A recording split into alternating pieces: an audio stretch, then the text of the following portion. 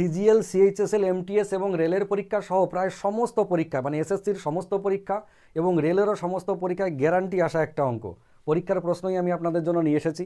যদি কনসেপ্ট জানা থাকে কয়েক সেকেন্ডের মধ্যে উত্তর হওয়া সম্ভব, না জানা থাকলে কিন্তু দিন শেষ হয়ে গেলেও হবে না। দেখুন কি বলা আছে, এ বি আর সিডি সমান্তরাল সরলরেখা।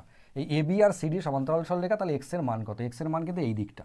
বিশাল একটা ব্যাপার, দেখে মনে হচ্ছে সব বোনাস বার করবো কীভাবে, কিচ্ছু কষ্টের ব্যাপার নেই। আপনি একবার খেয়াল করে দেখুন, যদি এটাকে আমরা এরকমভাবে বাড়িয়ে দিই, যে কনসেপ্ট আমি আপনাদেরকে দেখিয়েছিলাম এসএসসির কোশ্চেনে সিজিএল এসেছে এরকম এরকম কোণ, যেটা মনে করে দেখুন যে এই কোণটার মান বার করতে গেলে যদি আমি এই কোণটার মান পেয়ে যাই, তাহলে 360 থেকে বাদ দিয়ে দিলেই কিন্তু এই কোণটা আমরা পেয়ে যাব।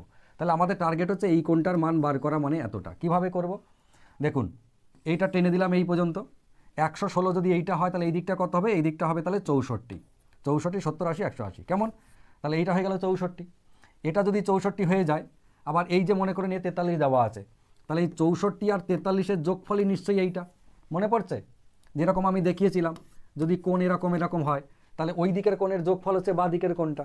তো এই দুটো কোণের যোগফলই কোণটা বাঁ দিকেরটা। তাহলে 43 আর 64 মানে কত হয়? 100, 107। এই দিকটা হচ্ছে 107। যদি এই দিকটা 107 হয় তাহলে ডান দিকটা কত? 360 থেকে যদি 107 বাদ দিই তাহলে 260, তাহলে হচ্ছে 7 বার 253, মানে 253 হচ্ছে এই দিকের উত্তর। এক্সের মান কত? 253। যদি বলেন কি করে হলো, যারা নতুন তাদের জন্য বলছি, খেয়াল করে দেখুন, আমরা এটা 64 পেলাম, এটা 116 হলে এটা 64 কনফার্ম, এটা 43 দেওয়া আছে কনফার্ম। যদি আমরা এখান থেকে একটা সরলরেখা টানি, তাহলে এই কোণটার সাথে এই কোণটা একান্তর কোণ, মানে এ যদি 64 হয় তাহলে এও 64, আবার এই কোণটার সাথে এই কোণটা একান্তর কোণ, এ যদি 43 হয় এও 43, তাহলে 64 আর 43 দুজন মিলে কত? 107। তো এটা যদি 107 হয়, 360 থেকে বাকিটা বাদ দিলে 253 তো হবেই, তাই নয় কি? কনসেপ্ট অনেক আছে, আপনি যদি চান এই কনসেপ্টে করবো না, আমি অন্য দিক দিয়ে ঘুরিয়ে করবো, তাও সম্ভব। 3টে 4টে 5টা 6টা করে কনসেপ্ট, যে কোনো অ্যাঙ্গেলে আপনি উত্তর করতে পারেন। না বুঝলে এই সিরিজের আমার বাকি ভিডিওগুলো দেখবেন, আপনার একদম ক্লিয়ার হয়ে যাবে। এই সমান্তরাল সরলরেখা এবং ছেদক দিয়ে আমার একটা ভিডিও করা আছে, আপনি সেটা দেখে নেবেন, একদম জলের মতো সহজ হয়ে যাবে।